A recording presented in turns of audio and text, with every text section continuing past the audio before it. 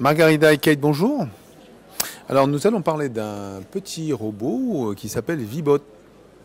Alors ça sonne bien déjà, Vibot, mais ce n'est pas un robot, ce n'est qu'une une œuvre d'édition, c'est ça? On va le faire voir, Kate. Voilà, donc c'est un petit fascicule, Margarida, que tu nous as expliqué, qui a pour vocation de... A pour vocation de démystifier la programmation et la robotique. Donc, c'est un personnage qui est accompagné d'une famille. Donc, des jumeaux, une fille et un garçon, qui sont tous les deux curieux quand ils reçoivent comme cadeau un robot et qu'il faut les programmer parce que les robots, voilà, on ne peut pas leur parler en français. Il faut leur parler la langue des robots, donc la programmation.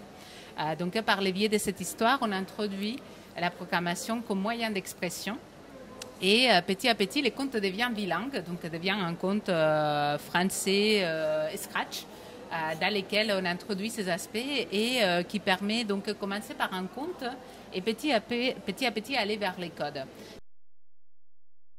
La démarche d'apprentissage de la programmation et d'accompagner les enseignants dans quelque chose qui parfois peut être un petit peu effarant, donc de dire qu'est-ce que c'est la programmation, qu'est-ce que c'est la robotique. Donc c'est vraiment de la démystification.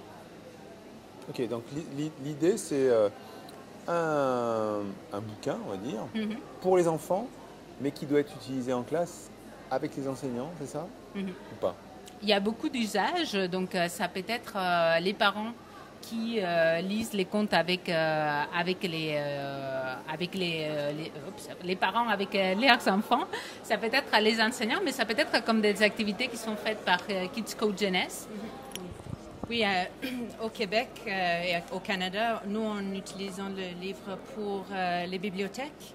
On trouve que c'est une bonne façon d'introduire le numérique dans les bibliothèques. C'est une différente sorte de littérature, littératie, pour communiquer. Alors, on travaille avec beaucoup d'enseignants, mais aussi dans les communautés et bibliothèques. Et c'est là aussi on a des parents, des grands-parents, des enfants de toutes sortes de backgrounds où ils viennent.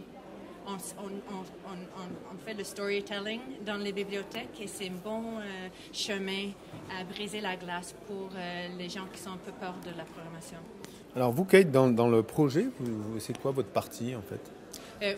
Nous, on travaille ensemble depuis quelques années au Québec et notre but à Kids Code Jeunesse, c'est de former les enseignants autour du Canada et les enfants dans la programmation. Et on travaille beaucoup avec la recherche de Margarida et elle est comme notre champion. Je fais partie du comité d'éducation pour être certain que les choses que nous amènent nos enfants sont très forts dans leur recherche et sont bien installés dans le curriculum pour les enfants. D'accord. Donc est-ce qu'on peut trouver ce document en France, Margarida? Oui, on peut le trouver au format numérique, donc sur Amazon.